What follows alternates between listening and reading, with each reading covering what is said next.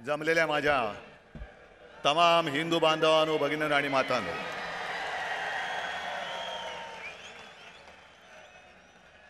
सत्तावन्न वर्ष झाली, पण आपण परंपरा थांबू दिली नाही. मोडता घालण्याचा प्रयत्न किती झाला तरी त्यांना मोडीत काढून आपली परंपरा आपण चालू ठेवली आहे आणि पुढची अनेक वर्ष ही अशीच चालू ठेवणार आहोत. सर्वप्रथम दसऱ्याच्या मी तुम्हाला सर्वांना शुभेच्छा देतो. आज दसरा आहे, शस्त्रपूजन आहे, सरस्वतीचं पूजन आहे आणि हा मेळावा त्या संस्कृतीचं एक विराट दर्शन आहे. आपला मेळावा झाल्यानंतर आपण इकडे खोकासुराचं दहन करणार आहोत. मुद्दामून एक नवीन असुर खोकासूर, रामाने रावणाचा वध केला. कशासाठी केला? कारण असं मी ऐकलंय, असं मी वाचलंय की रावण सुद्धा शिवभक्त होता. पण एवढा शिवभक्त असून सुद्धा रामाला त्याला मारावं लागलं कारण रावण माजला होता. रावणाने सीतेला पळवलं होतं, सीताहरण केलं होतं. त्याचप्रमाणे आज सुद्धा आपली शिवसेना पळवण्याचा प्रयत्न होतोय आणि एक खबरदारी घेतली आहे. आपण नाही, त्यांनी. कारण प्रभू श्री रामचंद्राने धनुष्यबाणाने रावणाचा वध केला होता. भानगड नको म्हणून तो धनुष्यबाण सुद्धा चोरलेला आहे. चोरा, पण एक लक्षात घ्या की ज्याप्रमाणे हनुमानाने रावणाची सोन्याची लंका दहन केली होती, तशीच तुमची खोक्याची लंका दहन करणाऱ्या धगधगत्या मशाली आज सुद्धा माझ्यासोबत आहेत. आणि तुमची खोक्याची लंका आहे. मी जास्त गद्दारांवरती बोलणार नाहीये, कारण त्यांच्यावरती मला बोलण्याची आता गरजच नाही. तुम्ही सगळेजण बोलतायत, माझ्या आधीचे सगळे बोललेत. आणि सध्या क्रिकेटचा मोसम आहे, वर्ल्ड कप सुरू आहे. क्रिकेट पण चालू असतं आणि मध्ये मध्ये जाहिराती पण असतात. आणि काही जाहिराती तर आपल्याला बघून बघून पाठ होतात. त्यातलीच एक जाहिरात आहे, ते 3 हिरो सगळे, अजय देवगण, अक्षय कुमार आणि शाहरुख, ते तिघही येतात, 2-2 बोटं दाखवतात. आमच्याकडे सुद्धा 3 जण बसलेले आहेत. ते सुद्धा 2-2 सांगतात की अरे आमच्याकडे सुद्धा 2-2 हाफ आहेत. आणि ते कमला पसंतवाले आहेत, हे कमळा पसंतवाले आहेत. पसंत आपली आपली.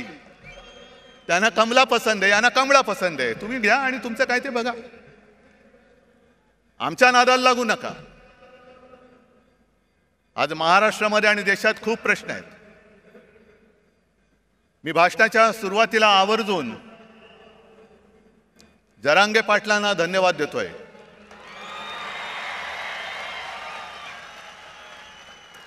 अत्यंत समजदारपणाने त्यांनी आंदोलन सुरू ठेवलेलं आहे आणि आज त्यांनी एक चांगली गोष्ट केली, धनगरांना साथ घातलेली आहे. मी ज्या वेळेला जालन्यात शांततेमध्ये हे आंदोलन सुरू होतं आणि आत्ताचं जे सरकार आहे, डायरचं सरकार, जसं जालियनवाला बागेमध्ये पोलीस घुसून त्यांनी अत्याचार केला होता, त्याचप्रमाणे आंतरवेलीमध्ये शांततेत बसलेल्या मराठा समाजाच्या आंदोलकांवरती यांनी 5वी लाठीहार केला होता. मी तत्काळ तिकडे गेलो, बघितलं. तिकडे हॉस्पिटलमध्ये गेलो. कोणाची डोकी फोडलेत, कोणावरती छरे मारलेले आहेत. पण काही काही घटना अशा घडतात की हृदयामध्ये त्या कायम घर करून राहतात. ज्या वेळेला आम्ही संभाजीनगरपासून निघालो आणि त्या ठिकाणावरती जात होतो, मध्ये जरा आम्ही थांबलो. एका घरामध्ये गेलो. घर कसलं तुम्हाला गावचं माहिती आहे, ग्रामीण भागातनं बरेच तुम्ही लोक आलेले आहात. तिन्ही सांजेची वेळ होती. मिणमिणत्या दिवा होता. मी जरा तिकडे बाथरूमला जायचं म्हणून गेलो. बाहेर आल्यानंतर त्या घरातली माऊली आणि तिची मुलगी हातामध्ये पंचारती घेऊन उभ्या होत्या. आणि मी त्यांना नमस्कार करून सांगितलं की ताई, आज ओवाळू नका, कारण फार भयानक घटना इकडे घडले. मग ताईंनी मला विचारलं, मी राखी बांधू शकते का? हृदयस्पर्शी प्रसंग होता. आणि ती माऊली मला राखी बांधत असताना तिच्या डोळ्यात पाणी आलं. म्हटलं, ताई काय झालं? ते म्हणलं, मला सुद्धा खूप मारलं बघ म्हणे, गुरावानी मारलं, हात दुखतोय माझा. म्हटलं, काय औषधोपचार केले का? ते नाही म्हणे, मी कशीबशी निसटले, पण माझी सून आणि माझा मुलगा हॉस्पिटलमध्ये. मग नंतर त्यानं सुद्धा मी भेटायला गेलो आणि त्या ताईंचा फोटो आला होता ना, तो पोलिसांची भांडत्यात, तो एक निळ्या रंगाची साडी नेसली होती. माझ्यासमोर त्या ताई बेडवरती होत्या, तोंड एवढं सुजलेलं, नाक फुटलं होतं. आणि मग सोबत जे होते त्यांनी मला सांगितलं की साहेब, यांचं डोकं सुद्धा फोडून टाकले. एवढ्या निर्गुणपणात तुम्ही वागता? मी मुख्यमंत्री होतोच आणि त्याही वेळेला हा प्रश्न होताच.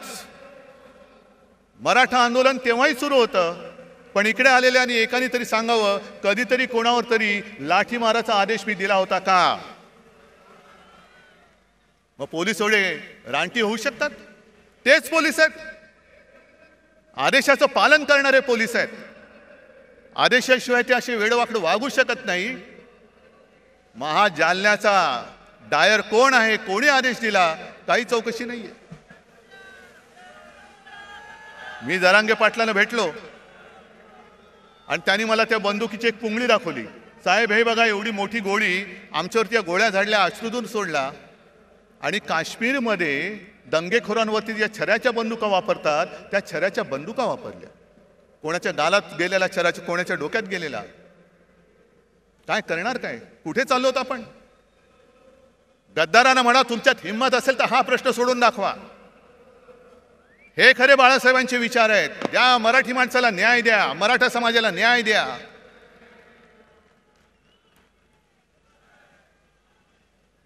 पण आज जर न्याय मिळवायचा असेल तर जेव्हा मी त्या आंदोलनकर्त्यांना भेटायला गेलो होतो तेव्हा जे बोललो तेच आज बोलतोय. हा विषय सोडवायचा असेल तर तो इथे सुटणारा नाहीये, हा लोकसभेमध्ये सोडवावा लागेल. आणि आम्हाला असं वाटलं होतं, नवे आमचा आग्रह होता की ऐन गणपतीच्या दिवसांमध्ये जे खास अधिवेशन घेतलं गेलं होतं, त्या अधिवेशनामध्ये संसदेला तो अधिकार आहे, न्यायालयाचा निर्णय फिरवण्याचा अधिकार आहे. ज्याप्रमाणे दिल्लीचा निर्णय, संपूर्ण बदल्यांचे अधिकार, कोर्टाने दिलेला निर्णय यांनी 5वी बहुमताच्या जोरावरती जसा वळवला होता, तसाच सगळ्यांना न्याय देणारा निर्णय तुम्ही संसदेत घ्या. घ्या, मराठा समाजाला घ्या, धनगरांना घ्या, ओबीसीना घ्या, किती जाती असतील, किती वंचित असतील. कारण जे शिवसेना प्रमुखांचं वाक्य होतं की जातीला पोट असतं पण पोटाला जात लावू नका. आणि राज्यकर्त्याचं कर्तव्य असतं की ते पोट कोणत्याही जातीचं असो, ते भरलं गेलंच पाहिजे, हे राज्यकर्त्याचं कर्तव्य असतं. आई इकडे जे सगळे जमलेत आज तिकडे मेळावा घेत आहेत, बोला, आमचं ती टीका करा, मी तुम्हाला किंमत देत नाही. कारण माझ्या समोर महाराष्ट्रातला हा गोरगरीब आहे. आणि मी जरांगे पाटलांना खास धन्यवाद एवढ्यासाठी देतोय की जातीपातीच्या भिंती उभ्या करून आपापसामध्ये झुंजवण्याचं कारस्थान जे भाजपा करतंय, त्याला आपल्याला सगळ्यांना मिळून मोडून तोडून टाकायचं आहे. सगळे मराठा म्हणजे सगळे मराठी, एका मातीची आपण लेकरं आहोत.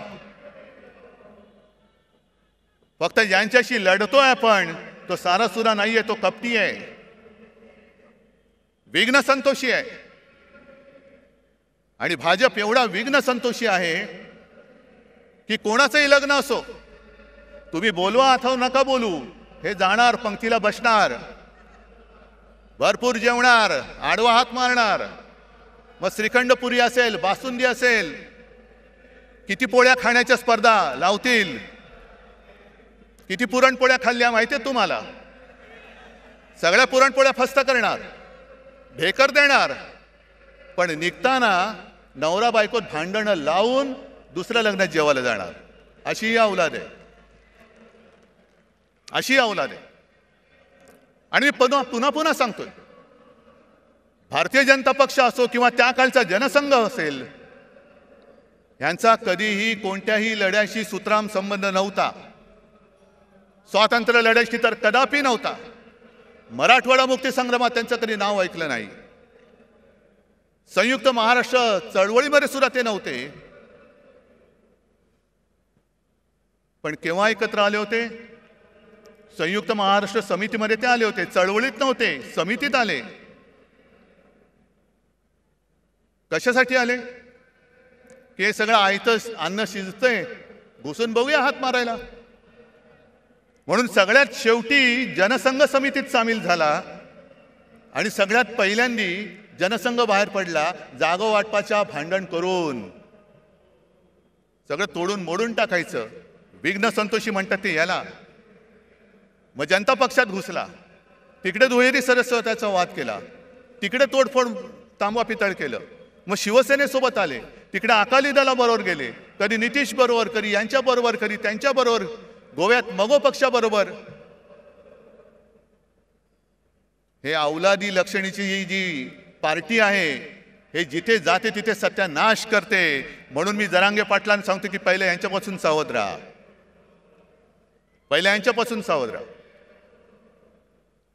आज सुद्धा त्यांनी जे काही केलंय, हा भगवा इकडे डौलाने फडकतोय, मानाने फडकतोय, पण त्या भगव्यामध्ये दुही तो जो आला होता ना पानिपतचा अब्दाली, त्यांनी हेच केलं होतं. दुहीची बीज पेरायची, भांडणं लावायची, आणि त्या भांडणामध्ये जे खरे प्रश्न आहेत, मग ती बेकारी असेल, महागाई असेल, आणखीन काही असेल, त्याच्याकडे कोणाचं लक्ष जाता कामा नये. तुमच्या चुली पेटवण्यापेक्षा तुमची घरदारं आम्ही पेटवतो आणि पुन्हा तुमचे रक्षण करते म्हणून तुमच्या पेटत्या घरांच्या होळीवर आम्ही आमची पोळी भाजतो. हे आता उघड उघड दिसतंय, उघड दिसतंय. दुसरा आता जवळपास 1 वर्ष होऊन गेलं. आपण सुप्रीम कोर्टात गेलेलो आहोत अपात्रतेच्या निर्णयासाठी. केस तारखेवरती तारीख, तारखेवरती तारीख. काय करायचं तेच कळत नाही. कारण सर्वोच्च न्यायालय प्रत्येक वेळेला कानफट फोडतंय यांचं लवादाचं, पण निर्लज्जम सरासुखी कानफट फोडलं तरी गाल सोडत सांगतात की आम्ही आमचं टाइम टेबल सादर करू. ठीक आहे, तुम्ही तुमचं टाइम टेबल द्यायचं तेव्हा द्या, पण एक लक्षात घ्या, मी कोणाचाही अपमान करू इच्छित नाही. न्यायाधीश न्यायमूर्तींचा तर करूच शकत नाही. पण ज्या पद्धतीने हे सगळं चाललेलं आहे ते बघितल्यानंतर एक विनोद नक्की माझ्या लक्षात येतो. आणि तो विनोद म्हणजे असा आहे की एकदा भरल्या कोर्टात न्यायमूर्ती बसलेले असतात आणि केस चालू असतात. कोणाला तारीख दे, कोणाचा निर्णय दे, कोणाचं हिअरिंग घे. आणि मग त्या सोबत कोण असतो त्याला विचारतात, चल पुढची केस कोणती आहे? मग तो सांगतो, साहेब एका 20 वर्षाच्या मुलीची छेड काढलेल्याची ही केस आहे. आता मुलीची छेड काढले म्हटल्यानंतर कोणी चिडणार? बोलवा त्याला, आणा समोर. आणि त्या आरोपीच्या पिंजऱ्यात एक आजोबा काठी टेकत टेकत टेकत येतात. ते न्यायाधीशांचं डोकं आणखीन फिरतं. तुम्हाला लाज नाही वाटत? आजोबा झाला, काठी टेकत चालता आणि 20 वर्षाच्या मुलीची छेड काढता, शरम नाही वाटत? त्या आजोबा शांतपणाने न्यायाधीशाकडे बघतात आणि सांगतात, न्यायाधीश महाराज, जेव्हा ही घटना घडली तेव्हा मी सुद्धा 20च वर्षाचा होतो. काय कळलं? म्हणजे 20 वर्षाच्या असताना ती घटना घडली. आता ते आजोबा झाले, जिची छेड काढली होती ती सुद्धा आजी झाली, पण केस चालू आहे, केस चालू आहे, केस नाही थांबणार. तारीख पे तारीख, तारीख पे तारीख. आता माझं स्पष्ट म्हणणं असं आहे, ठीक आहे, तुम्ही आम्ही केलेल्या अपात्रतेचा निर्णय जेव्हा लावायचा तेव्हा लावा, 20 वर्षानंतर लावा, 50 वर्षानंतर लावा. पण आज संपूर्ण देश बघतोय, संपूर्ण जग बघतंय तो केवळ अपात्रतेच्या निर्णयाकडे बघत नाहीये, तर या आपल्या हिंदुस्थानामध्ये, या आपल्या भारतामध्ये सर्वोच्च न्यायालय म्हणून जे काही आहे त्याला हा लवाद जुमानत नसेल तर सर्वोच्च न्यायालयाचं अस्तित्व राहणार आहे की नाही? या देशात डॉक्टर बाबासाहेब आंबेडकरांनी घटना तिचं अस्तित्व शिल्लक राहणार आहे की नाही? आणि सगळ्यात महत्त्वाचं म्हणजे अनेक क्रांतिकारकांनी आणि अनेक योद्ध्यांनी रक्त सांडून, बलिदान देऊन, त्याग करून जी आपली भारत माता स्वतंत्र केली, त्या भारत मातेची लोकशाही ही टिकणार आहे की नाही ह्याच्याकडे आमचं लक्ष आहे. बघूया आता 30 तारखेला काय होतंय. नुसता अपात्र कोणाला ठरवणार? आधी जनतेने ठरवूनच टाकलेलं आहे. माझं तर म्हणणं असं आहे की केसचा निकाल लागण्याच्या निवडणुका घेऊन दाखवा. जनता जनार्दन ठरवेल ते पात्र आहेत का अपात्र आहेत. होऊन जाऊ दे खुल्या मैदानात. पण सर्वोच्च न्यायालयाकडनं आम्हाला नक्की अपेक्षा आहे. मध्ये आपले माननीय पंतप्रधान मोदी जे बोलले घराणेशाही घराणेशाही, होय मी घराणेशाहीचा पाईक आहे. कारण मला माझ्या घराण्याचा अभिमान आहे, मला माझ्या आई वडिलांचा अभिमान आहे, आजोबांचा अभिमान आहे आणि सर्व पूर्वजांचा अभिमान आहे. जो कुटुंब व्यवस्था मानत नाही त्यांनी दुसऱ्याच्या घराण्याबद्दल बोलू नये. पहिले कुटुंब व्यवस्था मान आणि मग हिंदुत्वाचं बोल. कारण कुटुंब व्यवस्था हा हिंदू संस्कृतीचा एक पाया आहे. तोच जर तुम्हाला मान्य नसेल तर तुम्ही आमच्यावरती बोलणारे कोण आहात? तुम्हाला काही अधिकार नाहीये. ज्याप्रमाणे मी कोरोनाच्या काळामध्ये माझे कुटुंब, माझी जबाबदारी, सर्व महाराष्ट्र मी माझं कुटुंब मानून माझ्या परीने मी काम केलं, म्हणून मला अभिमान आहे की कोणाच्याही नशिबात नाही ते एक नातं कुटुंब प्रमुख म्हणून मला महाराष्ट्राच्या जनमानसामध्ये स्थान मिळालं. मला अभिमान आहे त्याचा. बरं, घराणेशाहीला विरोध करायचा ना, करा, जरूर करा. पण घराणेशाहीला विरोध करताना आम्ही पोचलेली घराणेशाही तुम्ही डोक्यावरती बसवताय ती पहिली खाली करा. बाप मंत्री, मुलगा आमदार, मुलगा खासदार, हे सगळे जे काय चाललंय ते पहिलं करा. असं काही नाही की सगळीच घराणी काही चांगली असतात, सगळीच घराणी काही वाईट असतात. घराण्याची सुद्धा एक परंपरा असते, घराण्याचे संस्कार असतात. कोण कोणत्या घराण्यातल्या त्याच्याप्रमाणे त्याची ओळख ठरते. ज्याप्रमाणे जर तुम्ही घराणेशाही बघायला गेला, डॉक्टरचा मुलगा डॉक्टर होतो, आम्ही सुद्धा घराणेशाही, घराण्याची परंपरा जपणारे आहोत. त्याचप्रमाणे आणखीन एक घराणेशाही नाही पण घराण्याची परंपरा मी आवर्जून सांगेन, ती म्हणजे आपले सर्वोच्च न्यायालयाचे सरन्यायाधीश चंद्रचूड साहेब. स्वतःच्या कर्तृत्वाने बसलेत, पण त्यांचे वडील सुद्धा सरन्यायाधीश होते आणि कडक होते, कणखर होते. शेवटी इतिहासामध्ये आपली नोंद काय होणार आहे हे प्रत्येकाने खबरदारी घ्यायची. कोणासमोरही न झुकणारा म्हणून माझी नोंद व्हायला पाहिजे की सत्ताधाऱ्यांचे बूट चाटणारा, हे प्रत्येकाने ठरवायचंय. मग जशी घराणेशाहीची परंपरा आहे तशीच काही नावं अशी आहेत ज्यांच्या घराण्याचा आता पताच माहिती नाहीये पण तरी सत्ताधीश झाले. फरक बघाय तुम्ही. हिटलरचे वडील माहिती आहेत कोणाला? हिटलर काय घराणेशाहीतला होता? सद्दाम हुसेन काय घराणेशाहीतला होता? पुतिन काय घराणेशाहीतला आहे? गदाफी काय घराणेशाहीचा आहे? मुसोलिनी, स्टालिन, कोणाची घराणी माहिती आहेत? पण हाही धोका विसरू नका की ज्याचा काही आगापिछा नाही, त्याच्या हातामध्ये जर का देश दिला तर काय होऊ शकतं त्याचं अत्यंत वाईट उदाहरण हे जर्मनी आहे. हे जर्मनी आहे. असाच उदय झाला, लोक पागल झाली, अंधभक्त झाली आणि आज त्याने जे काही बहुमत मिळाले हे बहुमत तर काहीच नाही. जवळपास 95, 97, 98% त्यावेळेला हिटलरला बहुमत मिळालं होतं विकासाच्याच नावावर. काय केलं त्यांनी? आज जाऊन जर का विचारलं तर जर्मन लोकांना लाज वाटते की त्यांच्या देशामध्ये हिटलर होऊन गेला म्हणून. मग तुम्ही ठरवायचंय की ज्याच्या घराण्याचा आगापिछा माहिती असा निवडायचा की कोणाचा कशाला पत्ता नाही, आज दिसे उद्या गायब. तुमचं मरण तुम्ही पत्करा. मी माझी वाट लावून काम केलं, मला आनंद झाला तुमची वाट लागली, आता मी झोळी लावून चाललो. तुम्ही बसा रिकामी कटोरी घेऊन. आणि हे जर का टाळायचं असेल तर आज माझं ठाम मत आहे, एक काळ जरूर होता की कदाचित याच व्यासपीठावरून हिंदू हृदय सम्राट बोलले होते की देशाला एका मजबूत सरकारची गरज आहे. मजबूत सरकार आपण बघितलं, 9 वर्ष पाहिलं. म्हणजे मला आज सुद्धा आठवत आहे की 14 साली ज्या वेळेला प्रणवदा राष्ट्रपती होते तेव्हा आम्ही सगळे आता वेडगळच आम्ही गेलो होतो सगळे पक्ष मिळून आणि आम्ही सांगितलं की आमचा नेता नरेंद्र मोदी. मग प्रणव मुखर्जी खुश झाले, आम्हाला म्हणाले 25-30 वर्षानंतर एका पार्टीचं सरकार आलं, आता देशामध्ये स्थैर्य येईल. काय आले तुम्ही सांगा? आले स्थैर्य? काय तुमचे प्रश्न सुटलेत? आणि म्हणून मला आज असं वाटतं की सरकार तर बदललं पाहिजेच, पण आता जे सरकार आणायचं आहे हे सरकार मजबूत जरी असलं तरी एका पक्षाचं बहुमत असलेलं पाशवी सरकार नको, अजिबात नको. जेव्हा खुर्ची थोडीशी डगमगीत असते तेव्हा देश मजबूत होतो. नरसिंहरावांनी चांगलं काम केलं, मनमोहन सिंगांनी केलं, अटलजींनी सुद्धा केलं. सगळ्यांना सोबत घेऊन चालणारं सरकार पाहिजे, मिलीजुली सरकार आज पाहिजे आपल्याला.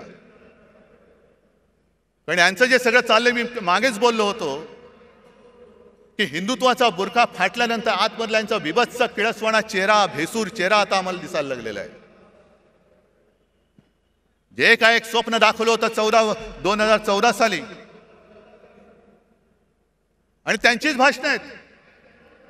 पेट्रोल का दाम ऊपर गया की नीचे, गैस का दाम ऊपर गया कि नीचे, डॉलर ऊपर गया, रुपया ऊपर गया कि नीचे. मग काढा, सगळ्या गोष्टी काढा. जे मी तुम्हाला सांगितलेलं आहे होऊन जाऊ दे चर्चा म्हणून गावागावात जाऊन ह्या सगळ्या गोष्टी समजावून सांगा, समजावून सांगा. पण आज सगळं काही त्यांनी गुंडाळून ठेवलेलं आहे. माझ्या आधीचे सगळे वक्त्यांनी एक एक समाचार घेतलेलाच आहे. मी संजय राऊतांचं भाषण ऐकत होतो, भ्रष्टाचारावरती कडाडून बोलले. संजय काळजी करू नका, उद्या आपलं सरकार येणार आहे, नक्की आणणार म्हणजे आणणारच. आणि आज जे दमदाट्या करतायत त्यांना सुद्धा सांगून ठेवतोय की तुम्ही आमच्या लोकांना जो त्रास देताय तो त्रास बंद नाही झाला तर सरकार आणल्यानंतर तुम्हाला सुद्धा आम्ही उलटे टांगल्याशिवाय राहणार नाही. उलटे टांगू तुम्हाला. मी सर्व शासकीय अधिकाऱ्यांना पण सांगतोय, जो एक फतवा माझ्या पाहण्यात आला, आयकर अधिकाऱ्यांना आता फतवा गेलेला आहे की सरकारच्या प्रचाराची रथयात्रा काढा. का हो, तुम्ही सगळे घेताय ना, सगळे भाडोत्री माणसं गोळा करताय. त्या भाडोत्री माणसामध्ये कोणी मर्द नाही, स्पष्ट आहे. कारण मर्द कधी विकला जात नाही, मर्द कधी विकत घेता येऊ शकत नाही. आणि मर्दपणा तर रक्तामध्ये असावा लागतो. लाचारी असणारे कधी मर्द होऊ शकत नाही. आणि भारतीय जनता पक्षाची आजची हालत जी अशी झालेली आहे, मग त्याचं वर्णन मध्ये ते एक सगळ्यांना असं पेव फुटलं होतं, हनुमान चालिसा. कुठेही हनुमान चालिसा. जा ना मणिपूरमध्ये जा आणि हनुमान चालिसा बोला, आहे हिम्मत. पण हनुमान चालिसा जसा तुम्ही बोलता तशी आपल्या हिंदू संस्कृतीत आणखीनही काही स्तोत्र आहेत. व्यंकटेश स्तोत्र माहिती आहे तुम्हाला? त्याच्यामध्ये स्पष्ट शब्दात लिहिले आहे, गावीचे होते लेंडे ओहळ. म्हणजे काय? गावातलं गटार, गंगेसी मिळता गंगाजळ. मग ते गटार जर का गंगेला मिळालं तर त्याचं सुद्धा गंगाजल होतं आणि तीर्थ म्हणून हे प्राशन करतात. काक विष्ठेचे झाले पिंपळ. म्हणजे कावळ्याने खाऊन त्याची जी काय विष्ठा असते त्याच्या बियेतनं होतं झालं पिंपळ. त्याची निंद्य कोण म्हणे? आता पिंपळ झालाय त्याला निंद्य कसं म्हणायचं? भले असेल तो कावळ्याच्या विष्ठेतून झालेला. तसा भाजप झालाय आता. सगळे गावीचे सगळे लेंडे ओळ एकत्र येतात, या या या या या या सगळ्या कावळ्यांच्या विष्ठा एकत्र करतायत आणि पिंपळ करतायत. बसा मुंज्यासारखे त्याच्यावरती बसून. ही तुमची हालत झाली. हे तुमचं हिंदुत्व. आज मला संताप काय येतो जेव्हा मला लोक सांगतात की साहेब जनतेमध्ये तुमच्याबद्दल प्रेम आहे, तुमच्याबद्दल सहानुभूती आहे. माझ्यासाठी नका, महाराष्ट्रासाठी ठेवा. महाराष्ट्रासाठी ठेवा, आपल्या मराठी मातीसाठी ठेवा. पण त्यावेळेला शिवछत्रपतींनी स्वराज्यासाठी सुरत लुटली होती. हे इथून सुरतेला पळणारे लाचार महाराष्ट्राचं हित सांभाळू शकतायत? सरकार बदलल्यानंतर पहिलं काय केलं यांनी? पहिलं घाईघाईनी मेट्रोची आरेची जागा मेट्रोला दिली. बुलेट ट्रेनची जागा जी मी अडवून ठेवली होती आणि जिकडे करोना सेंटर उभं केलं होतं ते पहिलं बुलेट ट्रेनच्या घशात घातलं. मला सांगा, एवढे सगळे तुम्ही जमलेला किती जणांना बुलेट ट्रेनचा उपयोग होणार आहे? मला सांगा. होणार आहे? तुम्हाला होणार आहे? कोणाला होणार आहे? मग बुलेट ट्रेन कशाला? मग मला कोणीतरी सांगितलं की अहो साहेब, यावेळेला मुंबईतून सुरतेला पळताना किती त्रास झाला. तो कैलास पाटील तर सुदैवाने मधनं उठून आला म्हणून, पण इथल्या गद्दारांना पटकन गुजरातला पळता यावं म्हणून बुलेट ट्रेनची व्यवस्था करतायत गद्दारांना पळवण्यासाठी. अरे महाराजांनी सुरत लुटली होती, हो लुटली होती, स्वराज्यासाठी लुटली होती. पण तिचा सूड म्हणून तुम्ही आज मुंबई लुटता आहात, महाराष्ट्राचं खच्चीकरण करता आहात. संपूर्णपणे महाराष्ट्र बकाल करायचा, मुंबई बकाल करून टाकायची, मुंबईच्या ठेवीवरती डल्ला मारायचा आणि मुंबईला भिकेला लावून दिल्लीच्या दारामध्ये उभी करायची. हा त्यांचा डाव आहे. त्याच्या विरुद्ध लढण्यासाठी मला तुमची सोबत पाहिजे. मला ते मोडून काढायचंय. बरं, आता मुंबई तर तोडूच शकत नाहीत, कारण मागे शिवसेना प्रमुखांनी सांगितलं आणि तेच मी आज परत सांगतोय, जो कोणी मुंबईला महाराष्ट्रापासून तोडू बघेल त्याच्या शरीराचे तुकडे केल्याशिवाय आम्ही राहणार नाही. कोणी असलं तरी त्याचे तुकडे तुकडे करून टाकू. मग काय करायचं? मुंबई तोडता येत नाही, कारण मुंबई तोडण्याचा प्रयत्न झाला तर महाराष्ट्र तुमचं सरकार जाळून टाकेल. होय, जाळून टाकेल. मग दुसऱ्या मार्गाने मुंबईला कैयात घ्यायची, मुंबईची स्वायत्तता मारायची. मुंबईचा विकास जी मुंबई महापालिका करते ते आता नीती आयोगाच्या माध्यमातून करायचं.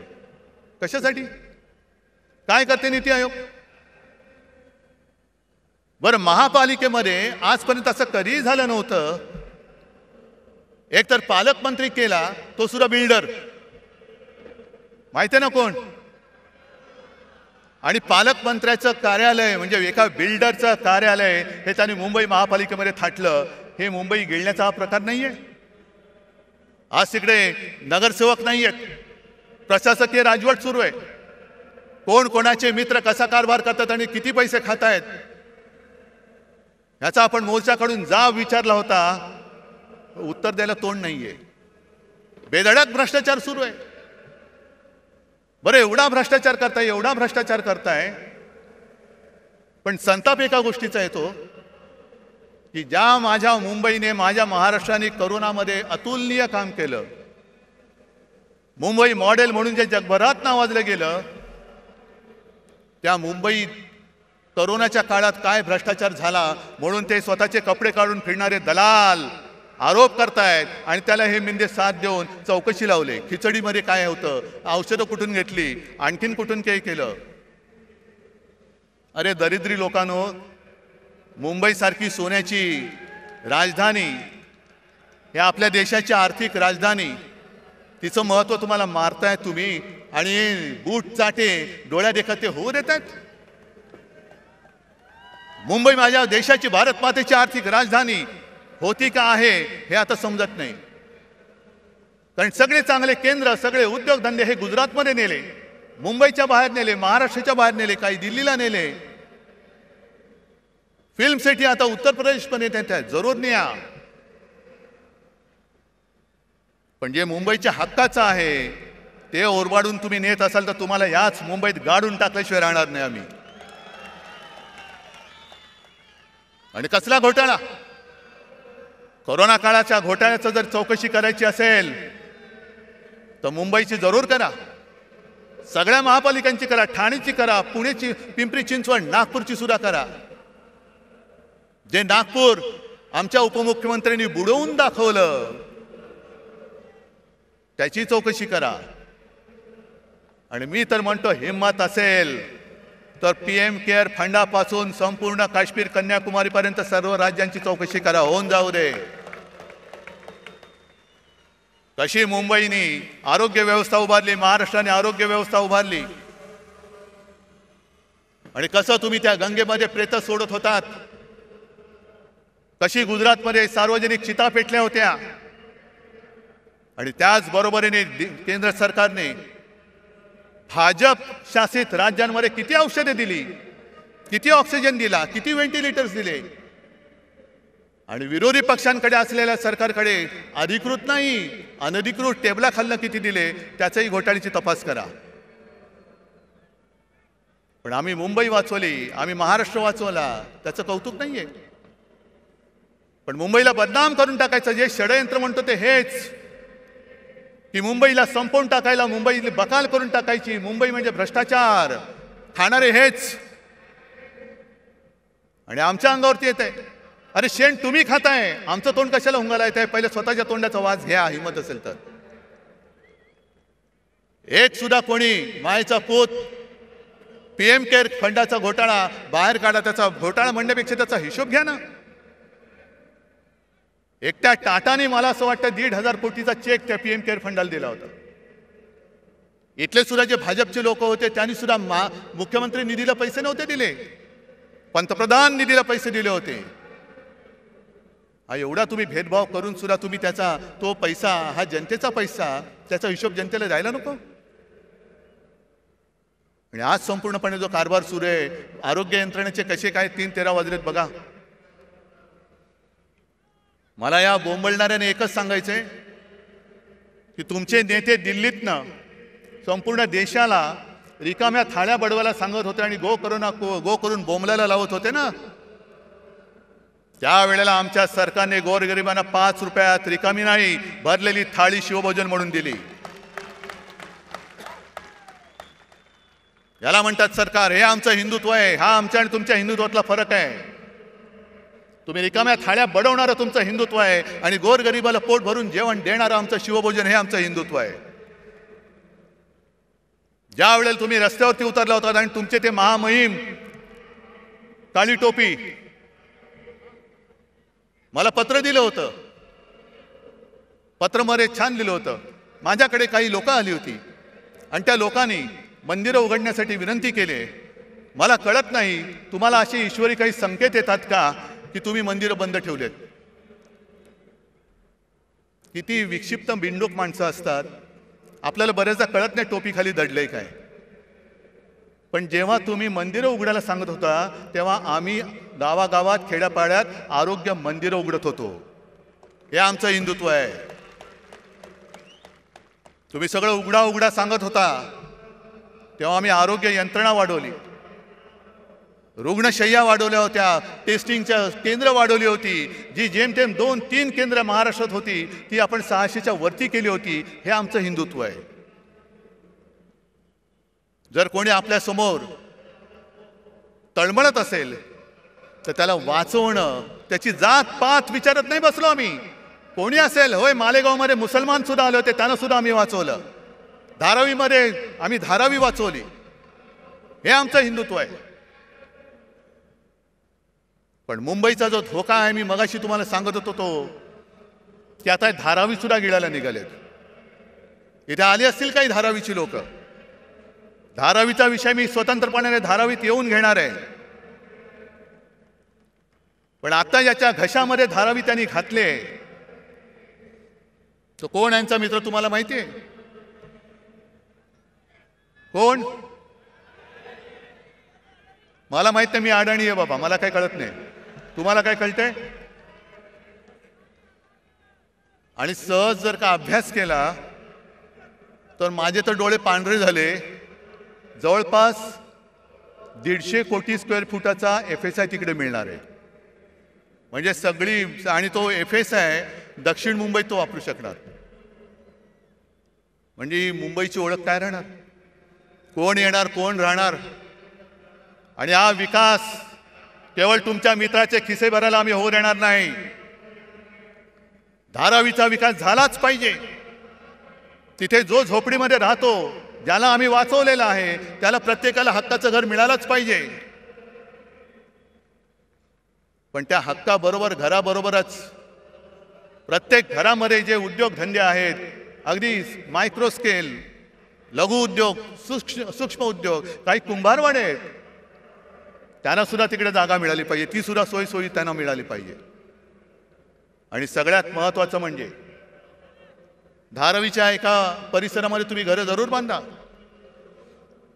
पण आज देखील माझा गिरणी कामगार घराविना फिरतोय, वणवण फिरतोय. त्या गिरणी कामगारांच्या मुलांना धारावीत घरं द्या.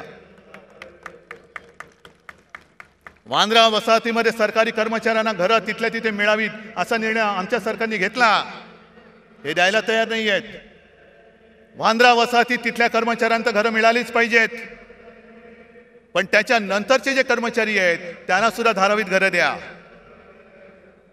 पोलिसांची घरं कमी पडत असतील तर पोलिसांना सुद्धा धारावीत घरं द्या. कारण आम्हाला हिंदुत्व जपायचं आहे, पण त्याच बरोबरीने मुंबईवरचा मराठी ठसा सुद्धा आम्हाला अधिक गडद करायचा आहे. नुसती धनदांडग्यांची मुंबई करू नका. साध्या सुध्या ग्रामीण भागातल्या माणसाला इकडे परवडणाऱ्या दरामध्ये धारावीमध्ये घर द्या. कारण धारावीवरती एवढ्या सवलती त्यांनी उधळलेल्या आहेत, एवढ्या उधळलेल्या आहेत की त्याचा फायदा जर गरिबांना मिळणार असेल तर आनंद आहे. पण तो जर का तुमच्या मित्राच्या खिशात जाणार असेल तर मात्र आम्ही तो जाऊ देणार नाही. आणि मुंबई काय धारावी सुद्धा त्याला गिळू देणार नाही हा निश्चय करून आम्ही रस्त्यावरती उतरू. ही मुंबईची अवहेलना तुम्हाला मी सांगतोय. किती सांगायच्या गोष्टी. अंबादास, तुम्ही सगळ्या शेतकऱ्यांचा विषय घेतला असाल. एक तर दुष्काळ आपल्या माथी आलेला आहे. माझ्या माहितीप्रमाणे आता जो खरीप झाला त्याचं 22% उत्पादन कमी झालेलं आहे. पाऊस पुरेसा नाही, धरणामध्ये पाणी साठा बरोबर नाहीये. पुढच्या मोसमापर्यंत पिण्याचं पाणी कसं पुरवायचं. कारण आज गावागावांमध्ये टँकर सुरू झालेत की नाही तुमच्यापैकी कोणाच्या गावात. आज टँकर सुरू झालेत. उद्या काय होणार आहे सांगता येत नाही. पण सगळ्यात संतापाची गोष्ट अशी आहे की मधल्या काही एका दिवशी मी शिर्डीमध्ये गेलो होतो दुष्काळी पाहणी करायला. आता टीव्हीवरती तुम्ही बघितलं असाल, मला कोण म्हणेल हा काही वेडा आहे का रे, भिजतोय आणि दुष्काळाची पाहणी करतोय. पण वस्तुस्थिती अशी होती की त्या दिवशी मी पावसामध्ये भिजलो होतो, पण माझ्या समोरची पिकं ही करपून गेली होती. मग त्या पाण्याचा चिखल होण्याखेरीज काही उपयोग नव्हता. मग शेतकऱ्याची ती पेरणी वाया गेलीच. कर्ज डोक्यावरती चढलं. पण कर्ज डोक्यावर चढण्यापूर्वी त्यांनी सरकारने जी एक योजना काढली, प्रधानमंत्री पीक विमा योजना. आता थोडं तुम्ही शहरातले असला तरी सांगायला पाहिजे की या पीक विम्यामध्ये 3 हिस्से असतात. एक केंद्र सरकार देतं, दुसरं राज्य सरकार देतं आणि तिसरा शेतकरी देतो. या सरकारने एक चांगली गोष्ट केली की शेतकऱ्याचा हिस्सा स्वतः भरला आणि 1 रुपयात शेतकऱ्याला विमा देण्याची गोष्ट केली. चांगली गोष्ट केली. त्याचा परिणाम काय झाला. साधारणतः 90-95 लाख शेतकरी जे विमा उतरवायचे, विमा काढायचे, ते यावर्षी जवळपास 2.25 कोटी शेतकऱ्यांनी ती नोंदणी केली. 2.25 कोटी, 1,70,00,000पेक्षा जास्त. मग चांगली गोष्ट झाली. आता दुष्काळ पडलाय, पीक गेलं. मग सरकारने बैठक घेतली की पूर्ण पंचनामे होईपर्यंत, मागणी येईपर्यंत तुम्ही अग्रिम एक रक्कम द्या. आणि माझी जी माहिती आहे, विमा कंपन्यांनी हात वर केले, आम्ही देऊ शकत नाही. का देऊ शकत नाही. कारण जे निकष आहेत त्या निकषामध्ये सलग 21 दिवस जर पाऊस पडला नाही तरच नुकसान भरपाई मिळते. काही जणांना त्यांनी असं सांगितलं की तुमच्या नुकसानीची नोंद तुम्ही 72 तासात केली नाही म्हणून तुम्हाला नुकसान भरपाई मिळणार नाही. काय सरकार करते. तुम्हाला विमा कंपन्या जुमानत नाही. अरे मागे शिवसेनेने आंदोलन केल्यानंतर पटपट पटपट पटपट सगळ्यांना भरपाई दिली होती. आज तुम्हाला सगळ्यांना मी होय आदेश देतोय, शेतकऱ्याच्या बरोबरीने त्याच्या मदतीसाठी उभे राहा. जा विमा कंपन्या कोणाच्या आहेत त्या बघा, त्या सूर्यांच्या मित्रांच्या असतील. कुठे कुठे त्या विमा कंपन्या, त्या विमा कंपन्यांमध्ये जा. मारझोड नाही करायची, पण आळीपाळीने घेराव घालून बसा आणि अधिकाऱ्याला जागचा हलू देऊ नका. त्याला सलग पावसाचा खंड काय असतो ना, तो जागेवरती बसून दाखवा की तुझा पाऊस तुंबल्यावरती काय होतं. शेतकरी वाऱ्यावरती पडलाय, आरक्षणासाठी समाज रस्त्यावरती आलेले आहेत आणि हे म्हणे बाळासाहेबांचे विचार घेऊन पुढे चाललेले आहेत. बाळासाहेबांचे विचार काय होते? मरे आम्ही एक विरोधी पक्षाची आघाडी केली, तिचं नाव इंडिया ठेवलं. त्याच्यावरती मोदी लगेच त्यांनी तुलना केली की इंडियन मुजाहिद्दीन आहेत. किती दुर्दैव आहे, देशाला असा विचार करणारा पंतप्रधान मिळू शकतो. जे देशप्रेमी आम्ही देश वाचवण्यासाठी एकत्र आलो, तर आमची तुलना तुम्ही इंडियन मुजाहिद्दीन बरोबर केली. पण जे शिवसेना प्रमुख सांगत होते की जोपर्यंत हे पाकडे माझ्या देशात घुसखोरी करायचं थांबवत नाही, तोपर्यंत मी माझ्या भूमीवरती हिंदुस्थान पाकिस्तान क्रिकेट होऊ देणार नाही.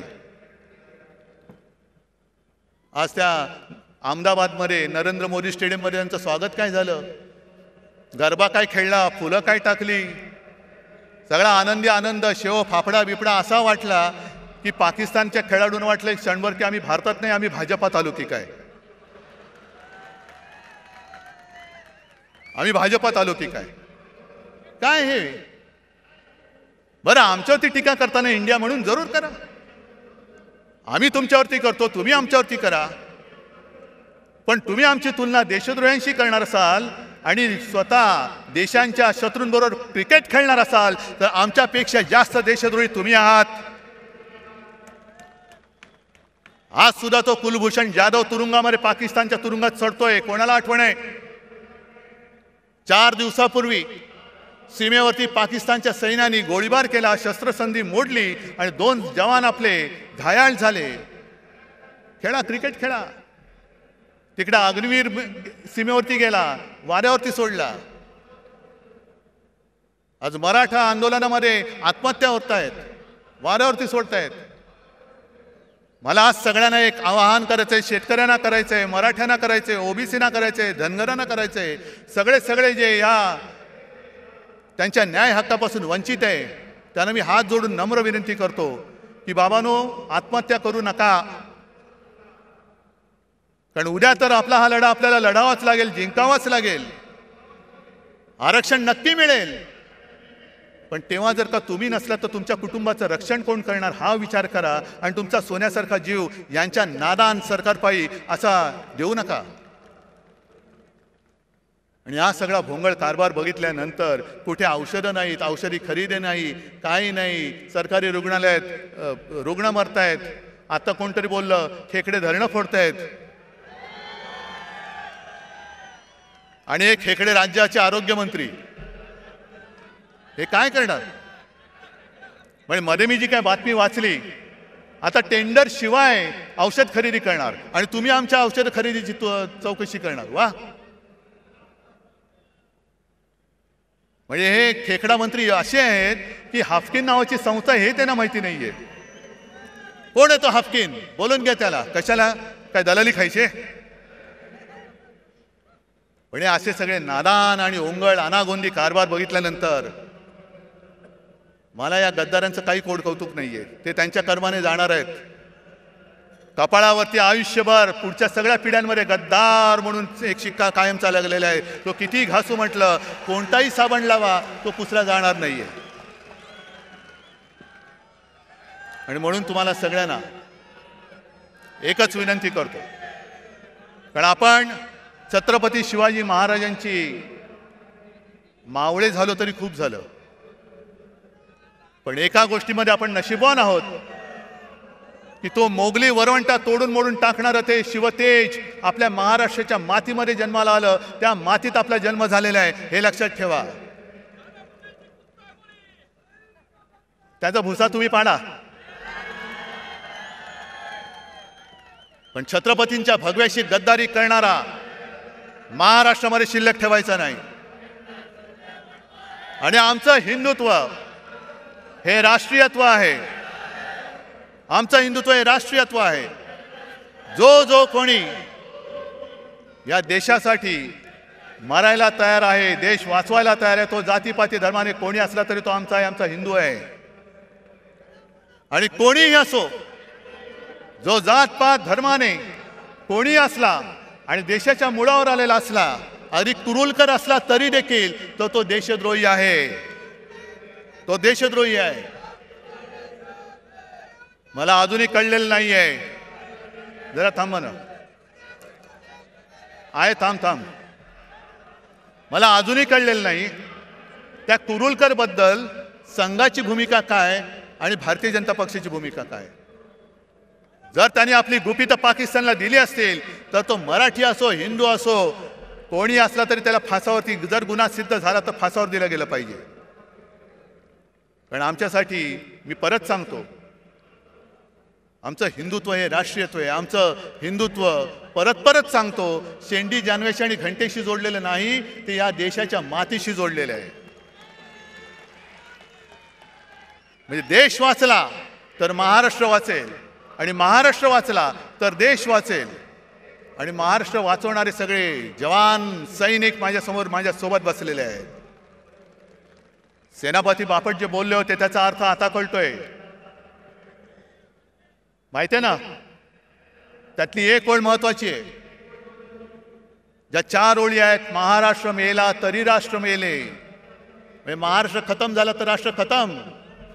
मराठा विना राष्ट्र गाडा न चाले. मराठा म्हणजे महाराष्ट्रातले सगळे मराठी, त्यांच्या विना राष्ट्राचा गाडा चालू शकत नाही. खरा वीर वैरी पराधीनतेचा, हे यांच्यासारखे बुटचाटे नाहीत वैरी वीर. जो पराधीन होण्याला विरोध करतो, गुलामी स्वीकारत नाही, तो खरा वीर. खरा वीर वैरी पराधीनतेचा, महाराष्ट्र आधार या भारताचा. आज संपूर्ण भारत आपल्याकडे बघतोय. अरे त्यावेळेला सुद्धा असाच अंधकार पसरला होता. घरदारं फुटत होती, देवांचे राख रांगोळ्या होत होत्या. आणि तेव्हा ही एक मशाल छत्रपती शिवाजी महाराजांची भगवा घेऊन संपूर्ण त्यांनी त्या मोगलांना टक्कर दिलेली. वाघ नख जरूर आणा, पण त्या नखाच्या मागे वाघ नसेल आणि मुनगट्टीवर असतील तर त्या वाघ नखाला काय अर्थ नाहीये. त्यावेळेला सुद्धा त्या वाघ नखाच्या मागे छत्रपती शिवाजी महाराज नावाचा वाघ होता, म्हणून त्यांनी दगाबाज अफजल खानाचा कोथळा बाहेर काढला होता. ती कोथळा काढण्याची हिंमत जर नसेल आणि आमच्या भावनेची खेळ करणार असाल तर निवडणुकीमध्ये तुमचा राजकीय कोथळा आम्ही बाहेर काढल्याशिवाय राहणार नाही. आम्ही काढू बाहेर. भावनांशी खेळ करू नका. जर खरोखर पुराव्यानिशी ती छत्रपती शिवाजी महाराजांनी अफजल खानाला मारताना वापरलेली वाघनखं असतील तर ती भाड्याने नका आणू इतर लोकांसारखी. म्हणजे इतर लोकांसारखी म्हणजे काय की एक पोरगा स्वतः बापाला सांगतो की बाबा मला आता शिक्षण शाळावर काही जमत नाही, मग नाही मी भाजपात जाणार, तिकीट घेणार आणि देशाची. तो बाप म्हणतो थांब जरा, तुला काय झालं, हे तुला काही येडलं का नाही का, तुला असं करू नको. पहिला तू शिवसेनेत जा किंवा काँग्रेसमध्ये जा, राष्ट्रवादीत जा, दुसऱ्या कोणत्याही पक्षात जा, जरा नाव कमव. नाव कमवल्यानंतर काहीतरी गडबड घोटाळा कर, मग भाजपला तुला घेतील आणि तुला मंत्री करतील. मग तुला मंत्री करतील. हे मला भारतीय जनता पक्षाच्या लोकांना सुद्धा सांगायचं आहे की घराणेशाहीमध्ये तुमची सुद्धा घराणी भाजप आणि संघ वाढवण्यामध्ये खच्ची झालेली आहेत. आज जर का तुमच्या घराण्याच्या त्यागाला काही किंमत मिळणार नसेल आणि नुसतं उपऱ्यांच्या सतरंज्या काढण्याचं घालण्याचं काम तुम्हाला करायचं असेल तर हाच भाजप हाच संघ तुम्हाला तरी अपेक्षित होता का. नुसतं सतरंज्या घालताय.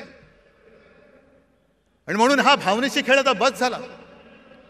आपल्याला आता महाराष्ट्र संपूर्ण हिंदुत्वाबरोबर मराठी माणसाची एकजूट, जे शिवसेना प्रमुखांचं पहिलं वाक्य होतं 96 कोळी 92 कोळी, मराठा मराठे तर 96 कोळी 92 कोळी.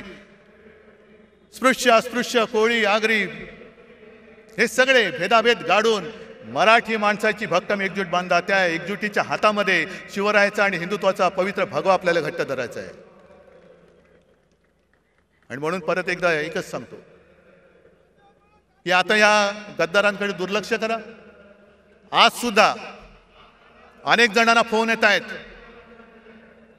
आणि परत सांगतो, ज्याला इमान विकायचं असेल सरळ इमान विकून मोकळे व्हा. जा तिकडे. माझ्याकडे एवढे वाघ बसले असताना मला नादान आणि झाडांची गरज नाहीये.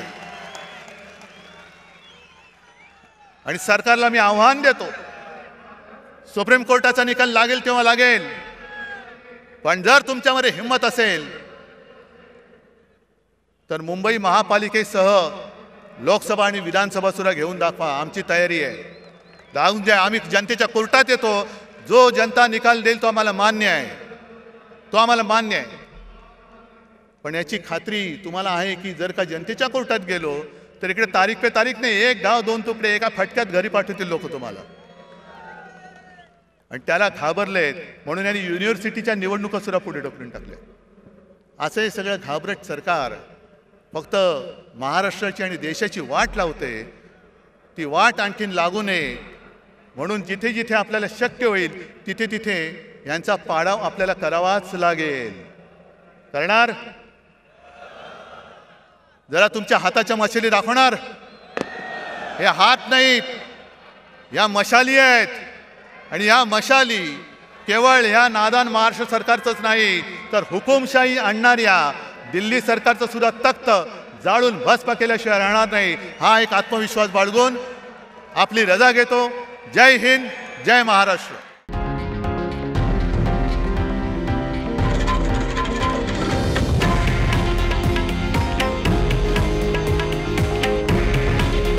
हे आहे देशातील नंबर 1 न्यूज नेटवर्क आणि आपण पाहत आहात TV9 मराठी. काळजी तुमची, हित महाराष्ट्राचं.